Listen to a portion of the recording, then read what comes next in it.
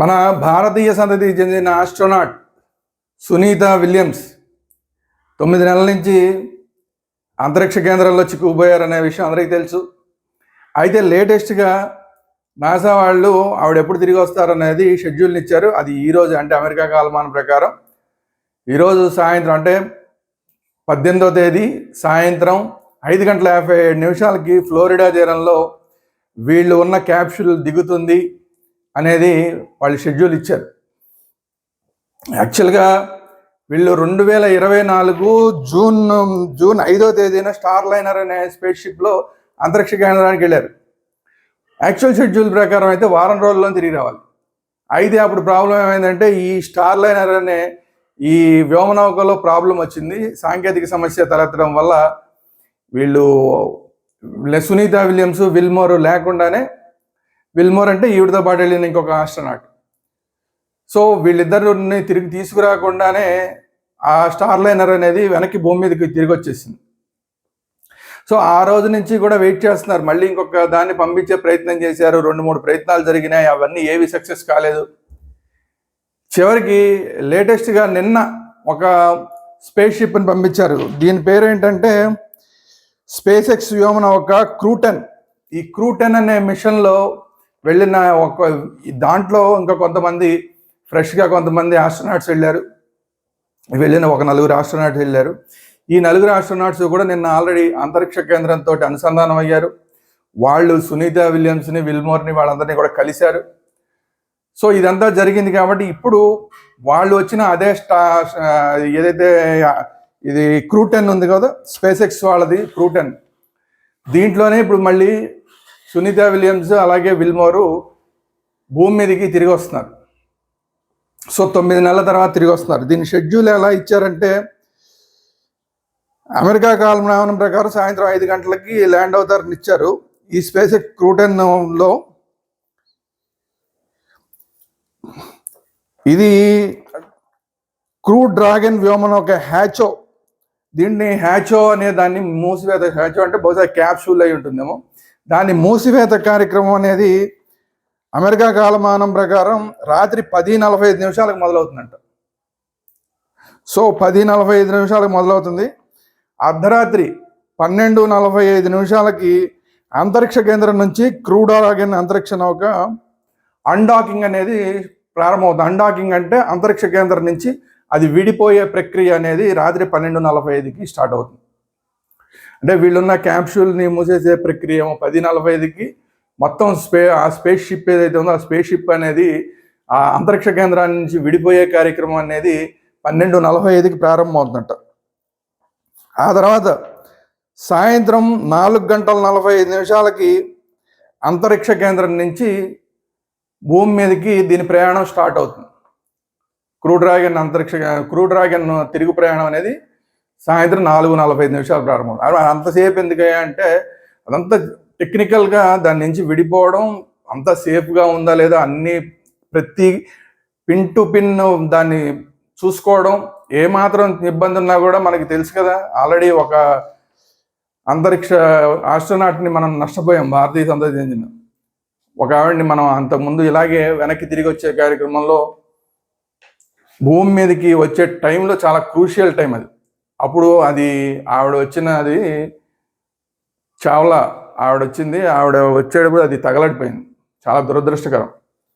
అయితే దాని మీద చాలా ఇప్పటికి కూడా దాని మీద తీవ్రమైన చర్చలు జరిగినాయి. దాని వెనకాల ఒక కుట్ర ఉన్నది. అంటే కుట్ర అంటే అది అంత సేఫ్ కాదు అని తెలిసినా కూడా ఆ చావ్లాని రావడానికి అనుమతించారు. ఇది దిగటం కష్టం అనేది తెలిసినా కూడా అనుమతించారు. దానివల్ల ఆవిడ ఆ స్పేస్ షిప్ అనేది గాలిలోనే మండిపోయి చనిపోయారు అనేది ఇప్పటికీ కూడా చాలామంది చెప్తూ ఉంటారు.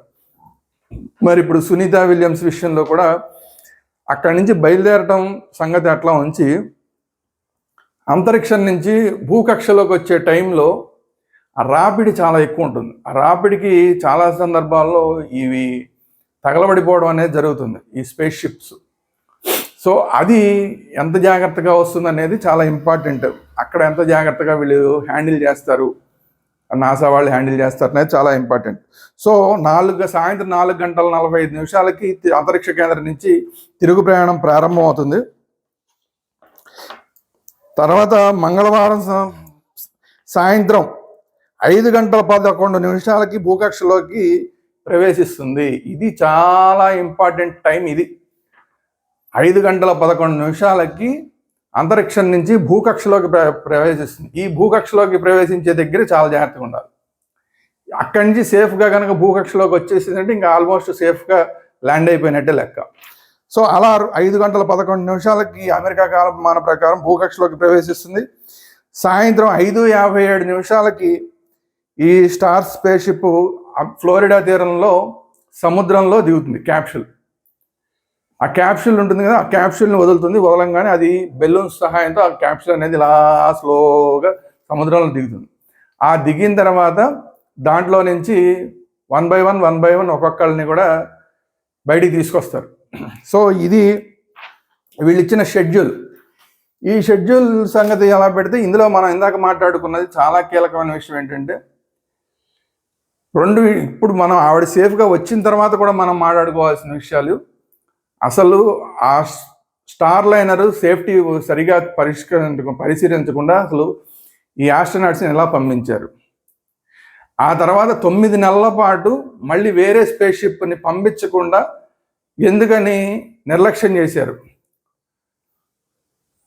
ఈ రెండిటి మీద కూడా చాలా పెద్ద ఎంక్వైరీ జరగాల్సిన అవసరం ఉంది. ఈవిడ వచ్చేసిన తర్వాత, ఈవిడతో పాటు బుచ్ విల్మోర్ కూడా వస్తున్నారు. వీళ్ళిద్దరుగా వచ్చేసిన తర్వాత చాలా సీరియస్గా దీని మీద చర్చ జరగాల్సిన అవసరం ఉంది.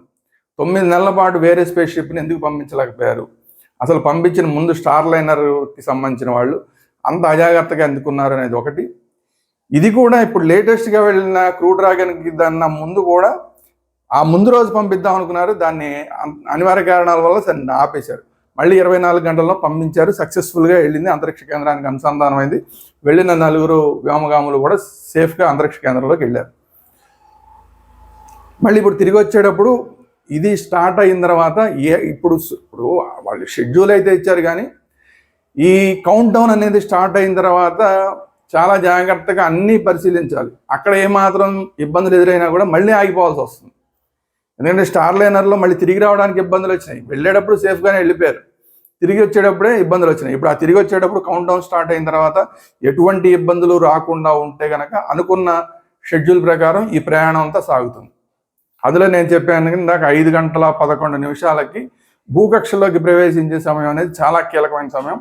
ఆ సమయంలో కరెక్ట్గా అంతా కూడా వీళ్ళు అనుకున్న ప్రకారం పనిచేస్తే సేఫ్గా క్యాప్సూల్ కిందకి దిగడానికి అవకాశం ఉంటుంది. ఎనివే 9 నెలల తర్వాత సునీత విలియమ్స్ భూమి మీదకి వస్తున్నారు. ఇంతకుముందు కూడా ఆవిడ వెళ్ళి రావడం జరిగింది. ఇదే ఫస్ట్ టైం ఏం కాదు, ఇంతకుముందు కూడా వెళ్ళటం రావడం ఇలా జరిగినాయి. సో చాలా ఎక్స్పీరియన్స్డ్ ఆవిడ. సో ఆవిడ ఎక్స్పీరియన్స్ అంతా కూడా ఇప్పుడు దాంట్లో పెట్టి మొత్తం ఆవిడ తీసుకొస్తున్నారు. సరే, ఎనీవే ఇప్పుడు ఆవిడైతే సేఫ్గా కిందకి వచ్చిన తర్వాత ఇందాక నేను చెప్పినట్టు అసలు ఇంతకాలం 9 నెలల పాటు ఎలా ఉంచారు అక్కడ. ఇంకోటి ఏంటంటే ఇప్పుడు ఆవిడ వచ్చిన తర్వాత కూడా ఇమ్మీడియట్గా భూమి మీదకి రావడం ఉంటే టెక్నికల్గా వస్తారు, కానీ బయటికి రాలేరు. ఇమ్మీడియట్గా తీసుకెళ్ళి హాస్పిటల్లో పెట్టేస్తారు. ఎందుకంటే ఏ ఆస్ట్రోనాట్నైనా సరే ఇమ్మీడియట్గా బయటికి తీసుకురాగానే ఎక్కడికంటే అక్కడికి వెళ్ళడానికి అలౌ చేయరు. ఎందుకంటే అంతరిక్ష కేంద్రం నుంచి, అంతరిక్షంలో అనేకమైన జీవులు ఉంటాయి, మనకి తెలియని అనేకమైన జీవులు ఉంటాయి. ఎలియన్స్ అంటాం. అది మనకి సినిమాల్లో చూపించే ఎలియన్స్ పెద్ద పెద్దగా ఉంటాయి, కానీ చిన్న చిన్న సూక్ష్మజీవులు కూడా ఎలియన్స్. అవేమన్నా వీళ్ళతో పాటు వచ్చినాయా ఏంటి అనేది ఫుల్ చెకప్ జరుగుతుంది. వీళ్ళ ఫుల్ బాడీ చెకప్ జరుగుతుంది. అలాంటివన్నీ ఏమీ లేవు అని నిర్ధారించుకున్న తర్వాతనే వీళ్ళని బయటికి పంపుతారు. పోనీ బయటికి పంపించిన తర్వాత ఈవిడ సేఫ్గా రాగలుగుతుందా అంటే ఇప్పటికీ ఆవిడ స్టేట్మెంట్ ఇచ్చింది, అసలు నేను నడవడం ఎలా అనేది మర్చిపోయాను, నిద్రపోవడం అనేది మర్చిపోయాను, అడుగు తీసి అడుగు వేయటం ఎలా, ఆ ప్రక్రియ అంతా కూడా ఎక్కడా లేదు. 9 నెలల నుంచి అసలు ఆ ప్రక్రియ లేదు, అంత గాలిలో తేలటమే. సో అందువల్ల నడవడం అనే ప్రక్రియ లేదు. కాబట్టి ఇప్పుడు నడవడం అనేది ఇప్పుడు స్టెప్ బై స్టెప్ నేర్చుకోవాలి. 2 రోజులు 3 రోజులు నేర్చుకోవడం అంటే ఆ ప్రాక్టీస్ చేయాలి. ఇమ్మీడియట్గా వెంటనే బెడ్ నుంచి అలా లేచేస్తానంటే ధనమని పడిపోతారు. సో అలాగా ఆవిడ ఫుల్గా ఆరోగ్యం అంతా కూడా వచ్చిన తర్వాత అప్పుడు బయటికి రావడం, మనందరితో మాట్లాడడం, ఇవన్నీ జరుగుతాయి. సో ఈ ప్రక్రియ అంతా కూడా సజావుగా జరగాలి. సునీత విలియమ్స్ సేఫ్గా ల్యాండ్ అవ్వాలి. ల్యాండ్ అయిన తర్వాత ఆవిడ ఆరోగ్యం పూర్తి స్థాయిలో కుదుటపడాలని మనందరం కోరుకుందాం. ఎందుకంటే అంతరిక్ష కేంద్రంలో ఉంటే లోపల ఎముకలన్నీ కూడా పలచబడిపోతాయి. సో దానివల్ల అనేకమైన అనారోగ్య సమస్యలన్నీ భూమి మీదకి వచ్చిన తర్వాత ఉంటాయి. సో వాటిని ఎలా తట్టుకుంటారు ఆవిడ? ఎందుకంటే వారం రోజులకి ప్రిపేర్ అయ్యి వెళ్ళింది ఆవిడ, 9 నెలలు ఉండాల్సి వచ్చింది. మరి అసలు ఆవిడ బాడీ, ఆవిడ ఏజ్, ఆవిడ బాడీ ఎంతకాలం పడుతుంది ఆవిడ మళ్ళీ తేరుకోవడానికి, మళ్ళీ నార్మల్గా మనలాగా మనిషి అవడానికి ఆవిడకి ఎంతకాలం పడుతుంది అనేది వేచి చూడాల్సిన అవసరం ఉంది. ఇది ఈరోజు వీడియో. ఈ వీడియో కనుక మీకు నచ్చినట్టయితే లైక్ చేయండి. మీ అభిప్రాయాలు ఏంటనేది కామెంట్ రూపంలో తెలియజేయండి. ఈ వీడియోని అందరికీ షేర్ చేయండి. అట్ ది సేమ్ టైం మన ఛానల్ వేదాంత ఛానల్ని ఇమ్మీడియట్గా అందరూ సబ్స్క్రైబ్ చేసుకోండి. Thank you very much. జై హింద్, భారత్ మాతా కీ జై.